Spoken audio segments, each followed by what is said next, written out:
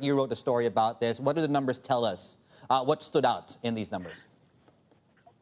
Yeah, the numbers really were a surprise, even though going into this, everyone was kind of expecting the base effects to really give us a strong reading in the first quarter.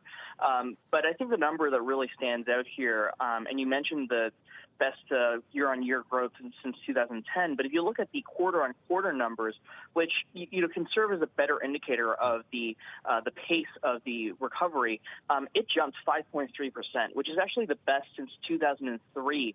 So that's almost 20 years. That's an even stronger superlative. And that one, I think, is the one that really caught economists off guard. The estimate coming in was a growth of 0.7%. So that's a huge beat there. But as we've seen, the numbers, some of the numbers underlying show that there's still room for improvements. For instance, private consumption only increased by 1.6%. So there's room for growth there.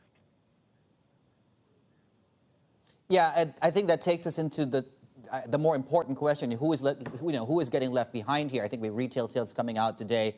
In terms of how this recovery is still initially uneven, what does it mean for the outlook?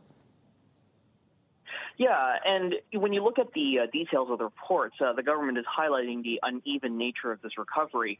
Much of the gains seem to be spurred by the expansion in external trade.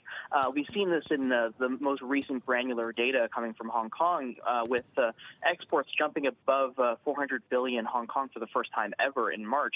And it suggests that the external picture is brightening, and this makes sense with economies ramping up across the region. But internally, especially with retail, you mentioned retail sales coming out today, there's still room for improvement there.